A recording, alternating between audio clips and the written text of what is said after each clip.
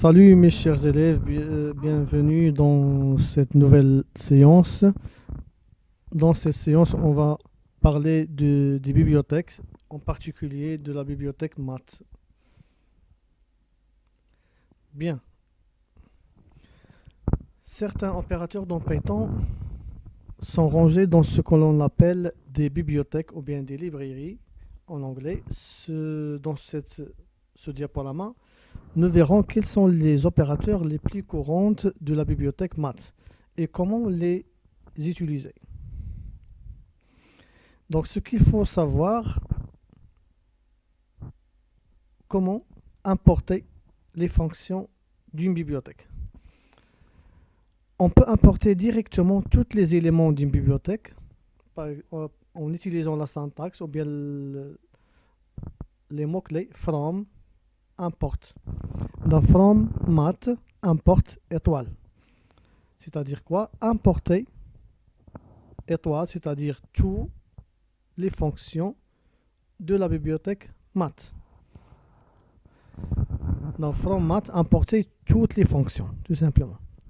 Dans ce premier exemple, from math import étoile, SQRT2. Donc la fonction SQRT qui retourne le racine carrée d'un nombre. Donc SQRT va afficher le racine carré de 2. On peut apporter seulement l'élément qui nous intéresse.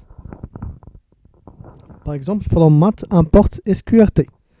Donc au lieu d'importer toutes les fonctions de la bibliothèque math, on peut importer tout simplement la fonction SQRT ou bien le racine carré.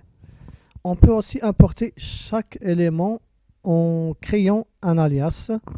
Donc, par exemple, au lieu de taper math, on peut taper seulement M, c'est-à-dire on va renommer la bibliothèque math par M. Donc, import math as M.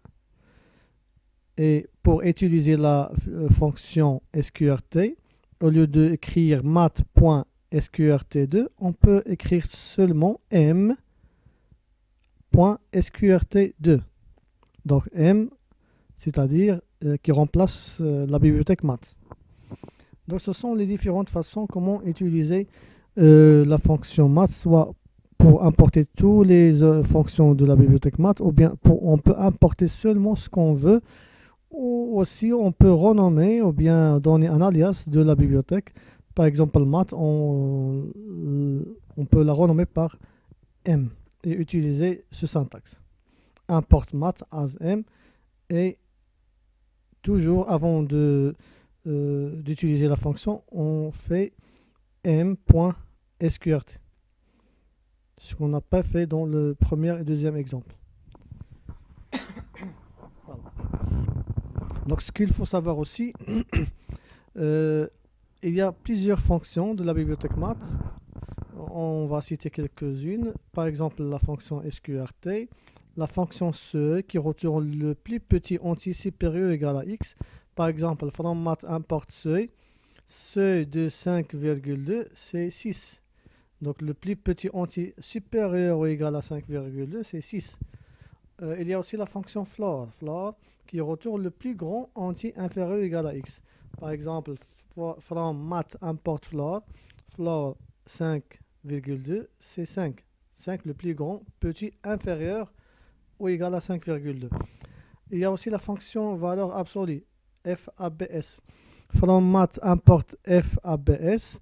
FABS moins 5,2. Donc la valeur absolue de moins 5,2, c'est 5,2. From math import factoriel.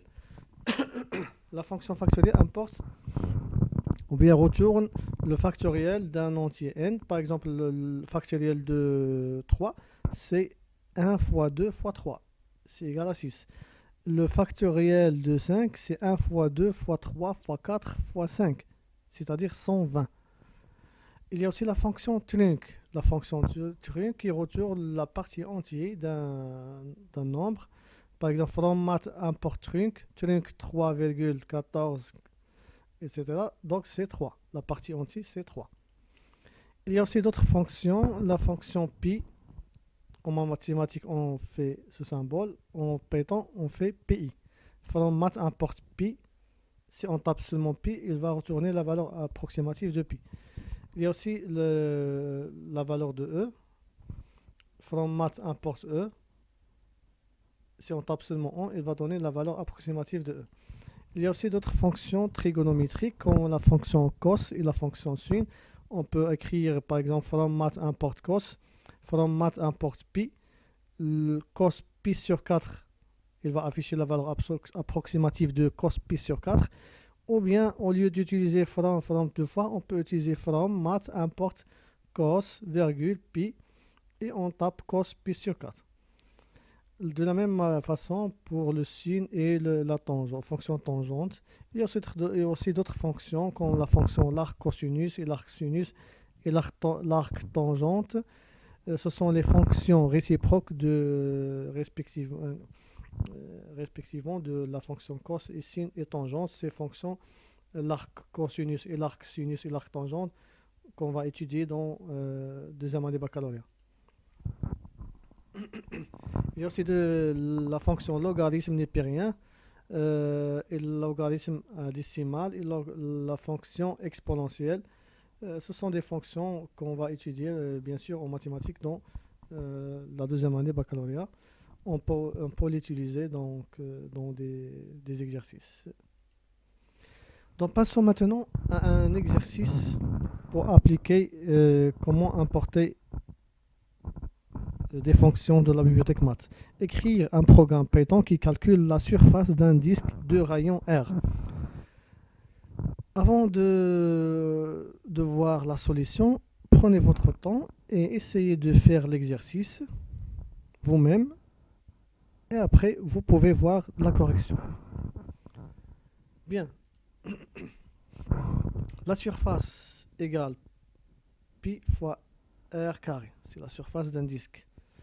Donc passons maintenant en pratique comment on va utiliser la fonction math pratiquement. Lancez votre programme Python, file new file, envoyez votre shell Python. Donc d'après l'exercice, les entrées c'est le rayon. Donc on va écrire R ou bien rayon, on va écrire rayon égale int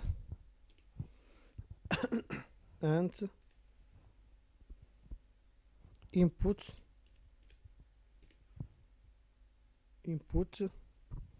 donner le rayon du disque.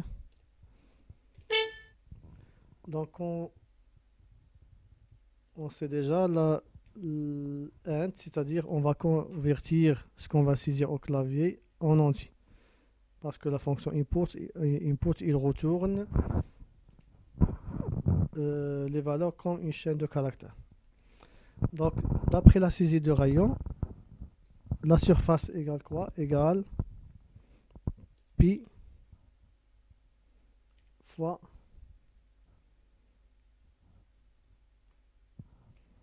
rayon à la puissance 2.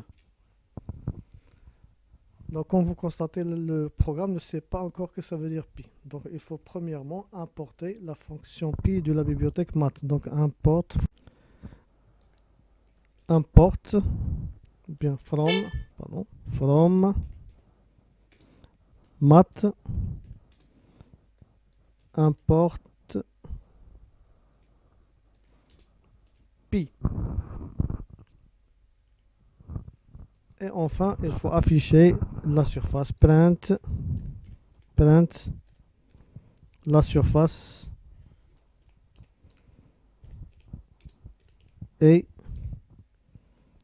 virgule S. Je dois fermer les guillemets. Donc, exécuter le programme. On a déjà sauvegardé le programme, bien sauvegardé. Donner le rayon R, par exemple rayon 2, donc la surface du disque est 12,52. Donc je vous remercie de votre attention et à bientôt.